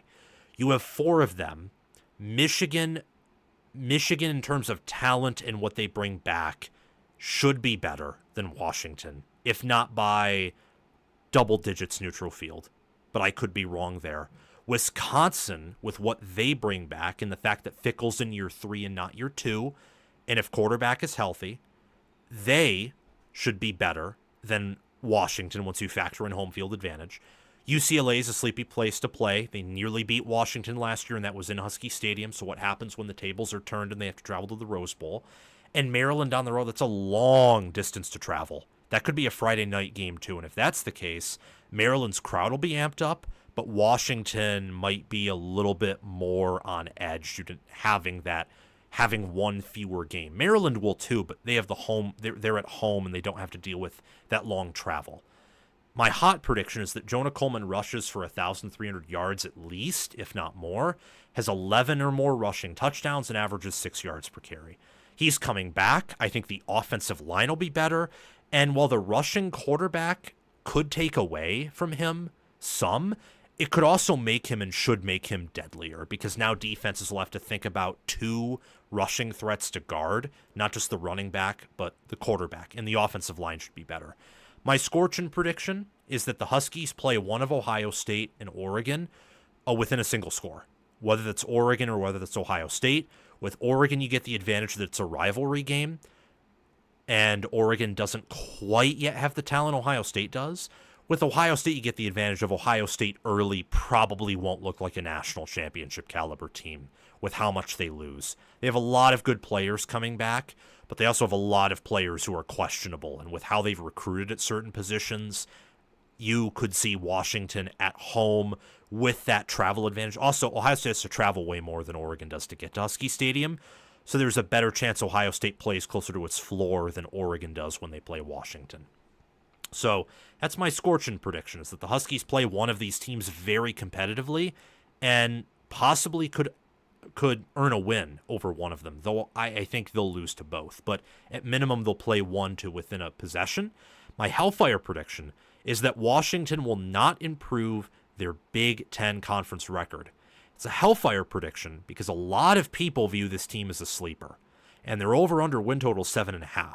If they just go over, or even if they, let's say they lose to Washington State, which is possible because it's on the road, it's a rivalry game, it's also early, and this team doesn't return a lot, and it's been Jekyll and Hyde, whether it's at home or on the road, and they have to play Washington State at home or on the road, there's a chance they lose to Washington State, but then go 8-4 or 7-5, and at that point, well, they've improved their conference win total. With how people view this team, I think I'm going against the grain here by saying they'll go 4-5 in Big Ten Conference play yet again. And I don't think that would be this horrible year for Washington either, because again, I do think that on the path of Jed Fish and how I've looked at, his Arizona tenure. Now, he inherited a better situation at Washington than Arizona, but year 3 was really the breakthrough year. And you're starting a quarterback, in truth, year one. He only had, I think, 2 starts last year. DeMond Williams Jr. did. He had more playing time. He played key moments in key games. But 2 coordinators change. You only return about 50% of your production, only about half of the roster. You have a new DC who typically takes some time and takes recruiting certain players and developing certain players to really have success. And Washington lost a ton from the Kalen DeBoer tenure. I mean, they returned only, I think, 1 starter from 2023 to 2024. Like, let's give Jed Fish some grace here. If they do what I think they're going to do in Washington, I would not classify the season as a failure at all. It'd actually be more towards the successful end of the spectrum due to how I think they'll play one of Oregon or Ohio State, who have top 5 talent rosters, very competitively. And there we have it right there. Now we'll talk about Michigan, we'll talk about Oregon, and we'll skedaddle on out of here. That's what we're going to do. Washington fan says he's worried about the offensive line. UCLA will be a pushover, someone says. They could be. I'm not picking UCLA to go to a bowl game, and that'll be a preview video I'll make in the coming weeks here. But they have Nico, and they have Javion Thomas. They return center Sam Yoon, and I don't think their defensive staff is all that bad. So I could see them pulling off some sneaky wins. I really could, especially with Tino Sinceri. Their offensive play calling and offensive scheme will be better this year than it was last year by a mile with Sinceri over Eric Bieniemy. Let's talk about Michigan now and the most impactful players for Michigan in 2025. Which 5 players would you pick to impact Michigan football the most in this coming 2025 season? Well, I have some names that I want to get to and tell you in regards to Michigan football. I think that obviously Bryce Underwood has to be number 1 on this list. This is my top 5, who I think the top 5 most impactful players will be. Not who I think they could be. This is my opinion factored in with my objective analysis. I think that some players who could be on here, if I weren't giving my opinion, but just looking at the roster objectively and saying, okay, who can move the team the most? Not who I think will, but who can. I think that Zeke Berry would be on the list. I think that Jayshawn Barham would be on the list. I think that Evan Link and maybe Andrew Babaloa would be on the list. But I'm higher on these players relative to their position than those players, to a certain degree by quite a margin, depending on the player you ask me about. I mean, Babalola, for example, is young, true freshman offensive tackle.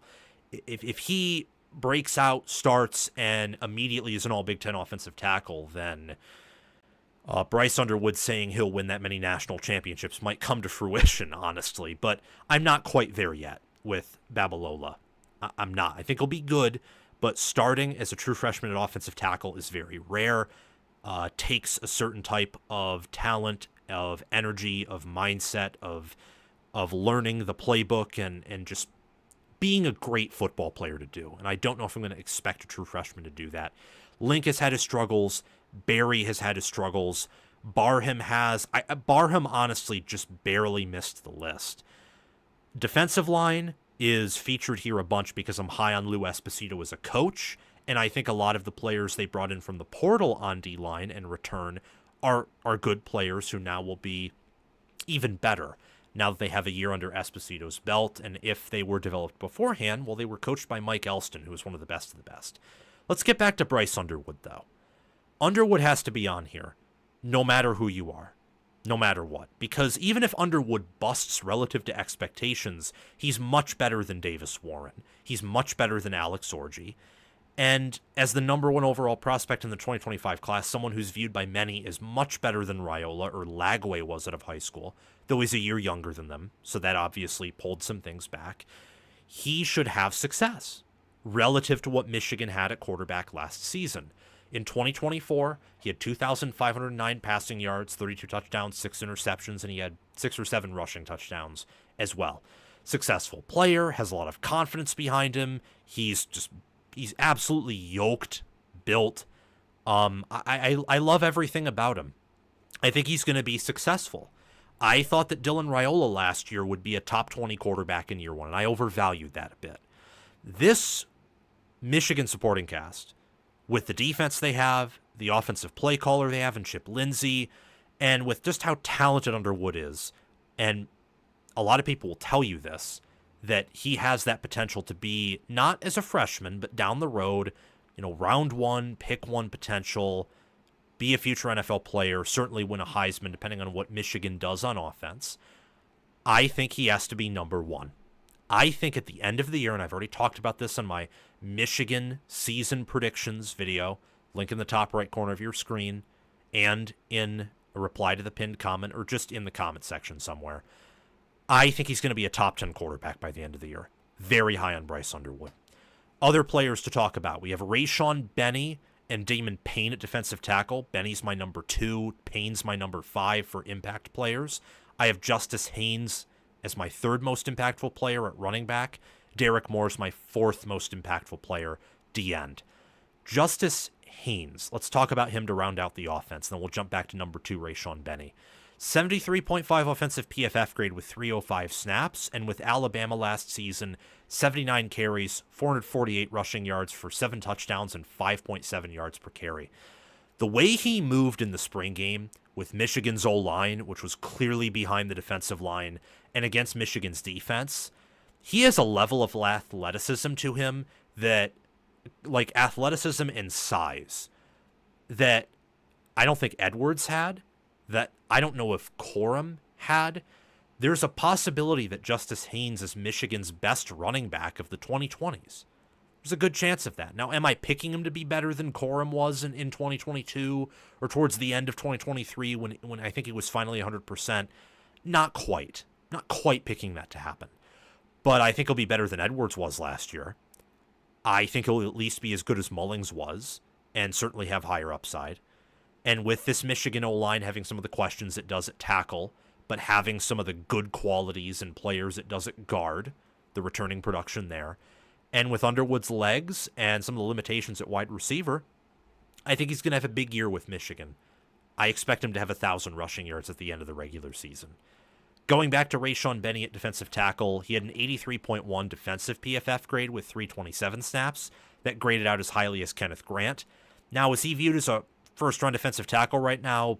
No, I don't think so, but I think he could play his way into that conversation. 29 tackles, 4 TFLs, 1.5 sacks last year, and 2 passes defended. Rayshawn Benny's a talented, gritty player. 295 pounds last year, could reach, and probably should reach, 300 pounds this preseason. He's big, he's large, he's a presence on the defensive line, and I think he's ready to step up to do his best to replace Mason Graham and Kenneth Grant. Be a drop-off from those players for sure, but a drop-off from those players could still mean an elite player. Still an elite player. At 4th, we have Derek Moore at defensive end. Had a 78.9 defensive PFF grade with 480 snaps, 23 tackles, 6 TFLs, 4 sacks, and 2 passes defended. TJ Guy comes back, and he was a rotational defensive end. Same with Cameron Brandt. So there will be competition. But Moore, I think, is poised to have a similar campaign to what Josiah Stewart did last year, where he improved, and he showed a lot of good flashes from 2023 to 2024, and I think Moore will do the same from 24 to 25. He is Michigan's most talented defensive lineman in terms of averaging talent that was observed out of high school and then what he's actually done on the field. He's Michigan's most talented defensive lineman. I think he will be a agent of havoc against any offensive tackle he plays in the Big Ten, or at least most of them. And we have Damon Payne at 5. I don't think Alabama has done a good job in recent memory of developing defensive linemen. Towards the end of the Saban era, I thought that. Like, yes, they had some good edge players. They did, I think, a pretty darn good job at edge developing there. Dallas Turner, Will Anderson, for example, but defensive tackle, I think, was an area that they were lacking at. So Damon Payne going from Alabama to now Lou Esposito, who I think is Michigan's best assistant coach in terms of coaching. Not really recruiting, but development and his proven track record coaching a position. I like Damon Payne to really break out this year and be a force on the defensive line. He had an average, below average, above average, 63 defensive PFF grade with 288 snaps, 14 tackles, and a TFL. He is my pick on this list to really show us something that he hasn't very much come close to in his time as a college football player. And how this relates to Michigan is that Michigan's questions relate to Underwood commanding the offense, because quarterback was a huge question for them last year, and they don't have the receivers to really compensate for that. So how elite can Underwood be in year one is a huge question, and I think he will be elite at the end of the year. So that's why he's my number one impact player. And then where are the new NFL freaks, if any of them? I think that Haynes, Moore, and Benny, and maybe Payne, if he plays to his potential that was observed in high school, those could be your freaks. I mean, you have Jayshon Barham, you have Hill at corner, you have, people have talked highly about the tight ends for Michigan, and their offensive line in terms of star power is more talented than it's ever been. High school star power, not proven college star power. But they lost a lot on the defensive line to the NFL, and just to the NFL in general with the amount of high picks they produced. My concerns for Michigan relate to wide receiver and tackle. That's why they didn't have any here. Though, if you're high on Donovan McCulley, and if you're high on either Evan Link or any of the tackles, they should be in your top 5, because that will radically change how Michigan's offense looked from last year to this year if the tackles do well. I truly think wide receivers especially bad. So if you think Donovan McCulley will have like a 1,000-yard season or be so good that most DBs in the Big Ten at least allow him to get some separation, or he gets some separation on them and forces that, then he should be here. Because Michigan having a legitimate wide receiver 1 would change my prediction of this team, and I'm picking this team to win 10 games. So really, part of me doesn't get why the staff didn't go after wide receiver harder in the portal, just from a bird's eye view. But I also think they may view this team as a team that can be better in 26 and especially 27. I think the running back room, the interior O-line, D-line, linebacker, special teams, and just the seniority of the team are a strength. They potentially have near elite or elite depth everywhere except for wide receiver, depending on how the roster pans out. And I think that quarterback at the end of the year will be a strength. They bring in 2 5-stars, 18 4-stars, and 19 3-stars when looking at their incoming class of 40, factoring in the portal and high school. They return 65% of their production and are ranked 10th with a 21.5 rating in preseason S&P+. These impact players, I think, will do a really good job of making sure that no one on Michigan's schedule runs on them, and that Michigan will be able to run on a lot of their opponents in their regular season schedule. So their schedule is New Mexico week 1, Oklahoma week 2, Central Michigan week 3, Nebraska week 4, Oklahoma and Nebraska are on the road. They get a bye in week 5, and they host Wisconsin week 6, play at USC week 7, host Washington week 8, Michigan State's on the road week 9, Purdue, they host week 10. After their bye in week 11, they play Northwestern in neutral field week 12, at Maryland week 13, and against Ohio State week 14 at home. I think they will win the rushing battle in all of these games except for maybe USC on the road and maybe Oklahoma on the road. Maybe Michigan State on the road too, because I think Michigan State's O-line and QB combo could be deadly. They also have receivers to keep you honest through the air, and Rossi does a really good job just forcing you to take what little yardage you can and not letting you really ground and pound their defense into total submission. But I think for 9, at the very worst, in 9 games, because of those defensive linemen I mentioned and the running back QB combination with the veteran experience and talent on the interior O-line, Michigan will win the rushing battle and probably game control at least 75% of their opponents, if not 100% of them. Now, that doesn't mean it'll beat all of them. I mean, Ohio State, USC, Michigan State, Washington, Wisconsin, Nebraska, Oklahoma, all of them have better wide receiver groups, and I might even be missing some, honestly. I mean, Michigan's wide receiver room has that many weaknesses, but I look at the amount of talented players and potentially impact players on this defensive line, even with what they lost. I don't think anyone's running on them successfully. Ohio State, nope. USC, Probably not. But it helps that USC, unlike Ohio State, has a mobile QB. Oklahoma, maybe. It's early. And Mateer is... I don't think he's a stud NFL-wise or even close to that. And probably not a stud passer. But he is a stud runner and an improvisational genius and mastermind. I think this team's going to do a really good job game controlling their opponents and then adding in the talented QB where your defense gives you some margin for error.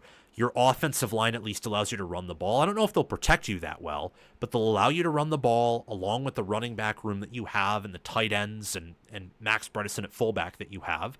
So you can move the ball.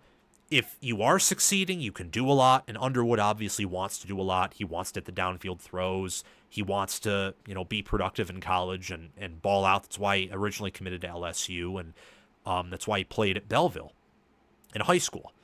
However, at the same time with how Michigan's built, if he's struggling or if he just can't get protected by his O-line in the passing game, Michigan can easily use him in the running game, and they can give him a break here and there if he's really getting hit hard. I like how these players and how this roster lines up with Michigan's schedule. I don't think it's any coincidence their win total is 9.5 and it moved up from 8.5, and that their playoff odds are plus 210. I mean, this Michigan team, the analytics say it, the players say it, the roster says it. This is a top 20, top 15 team more likely than a team that goes 7-5 yet again in the 2025 season after going 7-5 and really failing, missing a massive opportunity in 2024. I think Michigan's 5 most impactful players yet again are Bryce Underwood, Rayshon Benny, Justice Haynes, Derek Moore, and Damon Payne. And, of course, pay attention to Greg Crippen, Giovanni El-Hadi, offensive lineman, Ernest Hausman, Jayshawn Barham at linebacker, Rod Moore at safety. Michigan missed his presence last year, and if he somehow gets healthy, he could be a huge impact player this year, just based on the type of injury. I don't think he'll be fully healthy this year. It'll take him a while to get fully healthy. But those are my top 5 impact players for the Michigan Wolverines. I think Michigan's going to have a successful year in 2025. And now we will get to Oregon, and which true freshman can step up for the Oregon Ducks and help them win this year. I'm excited for this. I'm also excited that ever since that huge live show, we've been getting a lot of concurrent viewers. It's pretty cool. So, yeah. We'll get through Oregon here, and then we'll close out the show. If any of you have super chats, or really if you want to ask me a question and have me answer it live on the show, send in a super chat, and I'll answer it right after this segment. Oregon loses 17 starters. I had to look down because the number was huge, but how huge is different from huge. The Oregon Ducks lose 17 starters entering 2025. 17 out of 22. That's crazy. And they went from being a roster of mostly seniors and older veteran players, which is why I think they're able to, A, win a lot of close games, B, beat Ohio State when they did in the regular season, and C, win the Big Ten, and be ranked number 1 for as long as they were, and D, survive the road trips. And I could go on and on and on, but it's why they were able to go 13-1, undefeated in Big Ten Conference play, undefeated regular season, and it's why their only lost game to the national champions, the Ohio State Buckeyes. This is a team that is made up of a lot of sophomores, a lot of redshirt freshmen, true freshmen, some juniors and seniors still, of course, but this is a much younger team than what Oregon's been accustomed to under Dan Lanning. The 2023 and 2024 teams were older, if not much older than this team, and I think a big part of the reason why that is Oregon is going from a school that is relying or has relied on the portal to get quality starters, and they do that while they're building their recruiting base, to now they feel like they've approached a point in roster talent and recruiting where they can rely more on their development, rely more on their high school recruits, and while they still like to get good players out of the portal when they can, see Isaiah World, Alex Harkey, Dante Moore, who they got out of the portal entering 2024, of course, they want to rely on it less, and they want to just really recruit and feast in the high school realm. So I think it's an appropriate question to ask, which true freshmen will step up for the Ducks. And also which redshirt freshmen, too. I originally wanted to do this segment just based on true freshmen, but I'm going to do an improvisational change here, and we're going to talk about redshirt freshmen, too, because there are so many redshirt freshmen who probably will be playing key snaps for the Ducks, and I think that some freshmen, true freshmen, 2025 recruits will as well. So let's look at who are the redshirt and true freshmen for Oregon entering 2025. We have wide receiver Brycen Moore, who I've already publicly said will be better than Ryan Williams this year. The only receiver who I don't think he will definitively be better than is Jeremiah Smith. Everyone else's game. Everyone else Brycen Moore can be superior to.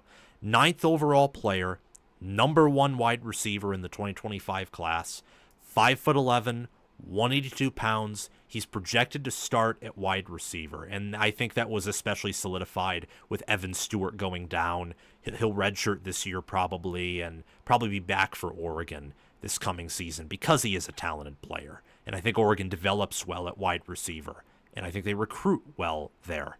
But Stewart was, I think, going to be a stud this year. Sad, unfortunate injury. Be praying for Stewart. That has opened up an opportunity for Brycen Moore, who I think is definitely going to be a starter this year. I think he'll be a 1,000-yard wide receiver. So write him down right now, like this piece of paper I have here in my show sheet. Write that name down in Brycen Moore. Write it down. Set a reminder to look out for that guy because he's going to be good. It's like my reminder that I still need to set for myself about not doubting Kirby Smart. It's going to be a daily thing throughout the college football season. Don't pick against him unless everything looks to be going against them. And for Oregon, I think that they have a stud in Brycen Moore emerging. I think he's going to be an elite player. Whatever they paid him, how many hours they put into recruiting him, it's all going to pay off. It's all going to be worth it. He's going to be awesome this year. Jeremiah McClellan is a redshirt freshman who's going to be in the rotation this year.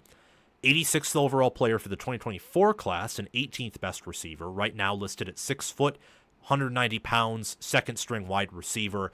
I don't know how much you'll see of him, but I expect to see some of him this year, and for him to progress from being a true freshman to a redshirt freshman. I mean, being in your second year of a program, I think matters more than any other year because that will determine, if you're going to fall behind some freshmen coming behind you. It's your first year where you're not the youngest player, but you also have double the time of younger players, or some could say, right when they come in, infinitely more time than they do, and infinitely more development received. This is going to be a big year for Jeremiah McClellan. It wouldn't shock me given his rating and given the wide receivers coach and offensive coordinator, Will Stein, for example, and just the development that Oregon staff can provide. Wouldn't shock me if he were to do well, but I think Moore's a better player. And while I like Oregon's development overall, and I like their staff overall, it's much like Ohio State or any of these top programs. A lot of them haven't been perfect at developing every position. And Oregon's had some struggles recently, at least from my perspective, at wide receiver. They've had some issues there in getting some of their younger guys to produce. Ohio State doesn't have that problem. They've had that problem on the offensive line, for example. Georgia, where Dan Lanning came from, has had that problem at wide receiver as well in relationship to Oregon. So, name to pay attention to. Don't know if I'd pick him. Certainly not as confidently as I'd pick Moore to be an impact freshman. But a name to pay attention to regardless, who could be in the rotation. We're now moving to defense, which is where I think most of this true or redshirt freshman impact comes from, is going to be the defense. You got Elijah Rushing. Number 26 overall player in the 2024 class, number 3 defensive end, 6'6", 255 pounds, second string DN behind Mateo Uyunglele, who could be a first rounder. One thing is certain, and that's that Tony Tuioti knows what he's doing on the defensive line. So I give Oregon a little bit of benefit of the doubt there. Now, how good do I think Elijah Rushing will be?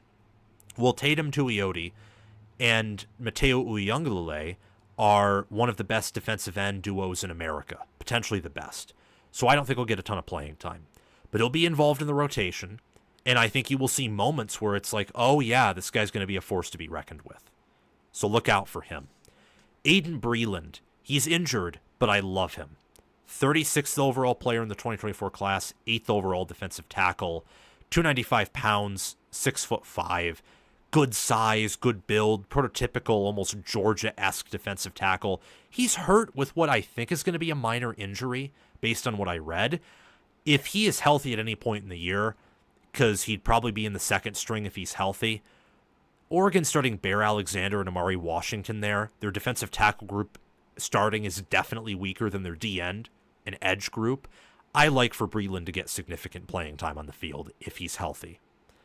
Tioni Gray, hopefully that's how you say his name, 83rd defensive tackle in the 2024 class. Right now, according to Oregon's depth chart on ourlads.com, 6'6", 330 pounds, second string defensive tackle. I think that while I certainly wouldn't have expected him to be that type of impact young player out of high school, again, circle back to what I said, and one thing's true, Tony Tuioti knows what he's doing. Great defensive line coach for the Oregon Ducks. And I just, honestly, given the depth chart and the fact that I think Oregon's thin at defensive tackle, it wouldn't shock me if he were to play, and if he were to play well. I mean, he's big. Now, size isn't everything, but redshirt freshman, coached by a great defensive line coach, recruited by Oregon, and Oregon's a great recruiting school, great recruiting football program, great scouting. So, I mean, given how much their portal additions have hit and how some of their high school players have hit too, I think I can say that. So pay attention to him. Even though he's not as highly rated as any of these other guys we're talking about, just pay attention to him. Oregon's defensive tackle group is probably a little bit overrated in the preseason. Now, on one hand, that's bad, but on another hand, their linebacker and DN groups are good, so they can compensate for that. I still think it'll be a good D-tackle room. And the optimistic view of that is you can get an opportunity to watch some guys like Breland and Gray, who should be at Oregon for at least another 2 years, if not potentially 3. Some more impact freshmen to pay attention to. I give you Naeem Offord, third best corner in the 2025 class. 6'1", 185 pounds, currently projected as the third string corner. I think he'll get playing time. Maybe not start, but I definitely think he'll be involved in a rotation. 17th overall player, 5-star, originally committed to Ohio State, rumored to possibly flip to Auburn, flips to Oregon, and I think he's going to be a productive true freshman with the Ducks. Ife Obadegwu at corner. Number 5 corner in the 2024 class, 55th overall player in that class, 6'1", 195 pounds. He's big. He's a big corner, athletic corner. Second string corner, could be starting, looks to be behind Theron Johnson right now. I think that him and Offord and a lot of these younger corners, I think they're going to get playing time because they're more talented than the guys in front of them. Like, look at Theron Johnson, for example, I think could be an All-American at corner, but he's 5'11" and doesn't weigh, I think he weighs the same as Offord does right now. Now, he has more experience, more proven production, but Oregon's younger players on defense in particular are bigger and more talented than the older guys. It's just a matter of development and experience. And I think as the year goes on, as you get more snaps under your belt and maybe you once again encounter limitations with your older players, you start playing the younger guys. I think that corner in particular, where they could be starting redshirt freshmen, that's an area where you're going to see impact freshmen reign, is corner. And I think the same with safety too, where I have 3 impact freshmen at safety. Aaron Flowers, Kingston Lopa, and Trey McNutt. Flowers and Lopa were a part of the 2024 class, and Lopa was recruited as a linebacker. McNutt was recruited as a safety in the 2025 class. Aaron Flowers was number 102 overall, 7th safety in 2024, 6 foot, 200 pounds, second string safety. Lopa is 6'5", 198 pounds, projected to be a starting safety for Oregon. 198th overall player, 16th linebacker in 2024. He's someone where if he plays to his potential, just given his size and length, could be a freak athlete there. So I'm excited to see him, and I'm excited to see Flowers will probably get playing time. Someone to pay attention to who may not get playing time, could easily be redshirted, is Trey McNutt. 4th overall safety in 2025, 73rd overall player, 6 foot, 180 pounds. I think he'll get playing time. I could be wrong, but I think he'll get some playing time and flash himself as someone who will be one of the better Big Ten safeties in the future. there's just so many talented young players for Oregon, and it makes sense because before I tell you how I think this will relate to their schedule and really how I view Oregon this year, this all makes sense because their 2025 class was by a mile the best in terms of quality. It was like, for example, it was behind Ohio State and Alabama and Georgia and Texas, but that was because those schools all had anywhere from 2 to 8 more commits than they did. Oregon had an average rank per recruit of a 94.35, which no one for the 2026 class will come even close to, besides probably Oregon themselves. And then you factor in the portal, Oregon had the 3rd overall class, average player rank of a 93.44, which the next closest to them, looking at the top 25, was Texas at a 92.14. It's crazy how in the past 2 classes, but especially this past class, how much Oregon has out-recruited everyone on a quality basis, especially looking at the portal and especially looking at last year's high school class. It's crazy. So it shouldn't shock anyone, and even myself, that the first program I'm talking about in relationship to impact freshmen is a young team that is bringing in the most talented freshman class. That shouldn't shock anyone at all. And last thing to talk about Oregon here, minus 265 odds to reach the playoffs, and that's despite only returning 5 starters and 43% of your production, and having a quarterback who I think is going to be really good. I think the UCLA struggles are overstated, but still, someone who isn't quite viewed as round 1, pick 1 material, at least right now, in Brycen Moore. And usually that will get by you a lot of grace. A lot of grace. Same with having a top 5 talent roster, which Oregon has, but not quite yet to the same degree that I think Texas, Georgia, Alabama, and Ohio State do. So why am I picking them to reach the playoffs? Because link in the top right corner of the screen is my Oregon record predictions and some other season predictions video. Top right corner right there. Forget that while recording, of course, it's the opposite view. You know, I'm not viewing myself in the third person. I'm viewing myself through the camera, which lens is pointed the opposite of, where my eyes are pointed. Anyway, enough for probably an old man yelling at clouds rant there. Oregon's schedule has a lot of trap games. That's something I included in that prediction video, and I also included the Brycen Moore prediction there in a little bit more detail, I think. So you should check that out. But I'm picking Oregon to reach the playoffs, even though I think they'll start the year in a really rough manner. Like against Montana State week 1, it wouldn't shock me if that game is close at the half and they pull away. Same with Oklahoma State week 2. Same with Northwestern on the road week 3. By week 4 against Oregon State, especially since it's a rivalry game and Oregon State is going to lose a bunch year over year because they're G5, I think they'll find their footing. That's probably when they'll break through, much like last year against Oregon State. But week 5 against Penn State, I think, is close to an auto loss as you can get for a team as talented as Oregon. It's not an auto loss because Lanning's a better coach than Franklin and Oregon's very talented. But Penn State, I would favor Penn State in that game by 9.5 or 10.5 points. Just setting the line. Personally. Now, maybe that's moronic, but I truly believe Penn State will put numbers on them. They get a bye week 6. They host Indiana week 7. That's a trap game. Rutgers, just because the travel in week 8's a trap game. Wisconsin week 9 at home. And then in week 10, they get a bye. Week 11, they play at Iowa. 12, they host Minnesota. 13, they host USC. In the same way that I'm confident that Penn State probably beats Oregon, I'm confident, even though I'm picking USC to go to the playoffs, that Oregon beats them and pretty handily. And then at Washington week 14, that could be close, but Oregon could also dominate them like they did last year to the line of scrimmage edge. I think Oregon is going to be night and day different from week 1 to week 14. I think similarly with Ohio State, who I think is going to become a competitive rival with Oregon. They already have, but to a lesser degree because Ohio State returns the 2 best players in America, but they don't have the same balanced recruiting that Oregon does, or I'd even say balanced development. I think that Ohio State, if you were to do like a star chart, would be best of the best at a variety of positions, but certainly lacking a little bit in positions that are still important. Oregon's more well-rounded than Ohio State. They just don't have, you don't have Brian Hartline's receivers, and you don't have the safeties that Ohio State does. probably don't quite have the linebackers they do yet either, just to say the least. I think that both of these teams will be similar in that they lose a lot. They're highly talented. They have some youth. They'll start out rough. They'll finish the year strong.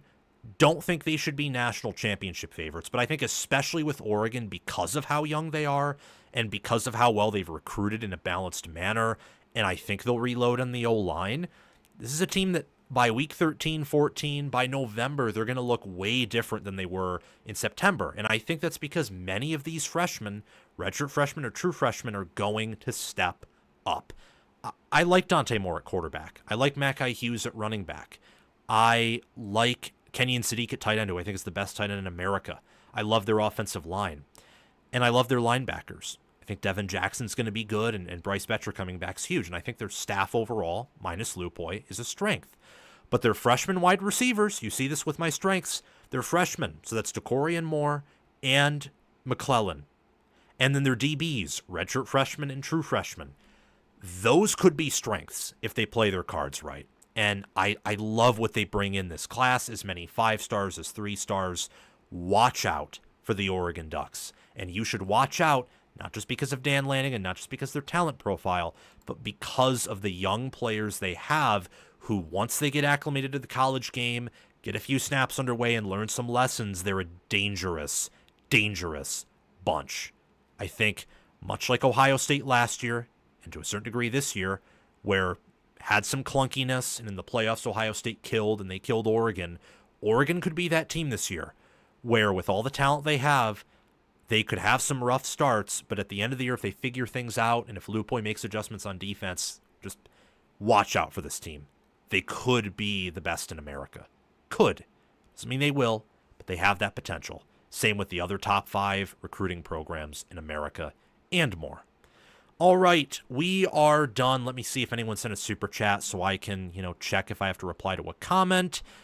Doesn't seem that anyone has. And just for clarity there, I'm not picking Oregon to win it all. My Oregon prediction for the playoffs, I'll give you a little bit of a teaser here. I have them winning their first round game but losing their second round game. So I have them going 11-3. But they can win it all. I think that the teams that can win it all off the top of my head are Penn State, Clemson, Texas, Ohio State, Oregon, Georgia, Alabama. I think that you have to pay attention to... those are the teams that have more than a 1% chance to win. For sure. There will be others that I'll mention in a video coming up talking about teams that I think have a shot to win it all and more than a 1% chance. It'll probably be those teams. I might include Miami in that bunch. I'll have to think about it more, though. Your teams like USC, Michigan, LSU, and Florida, and a lot of other teams, are teams that have a 1 or maybe 2% chance of winning it all, but they're so low that they're more dark horses than legitimate national championship contenders. I'm going to get off. I'm going to release these video cuts and schedule them out for today and tomorrow. We'll see you again live tomorrow at 6 p.m. Eastern Time. Subscribe, hit the bell, like the video. Just be there. Thank you very much for watching, and I will see you all very soon. Have a great day.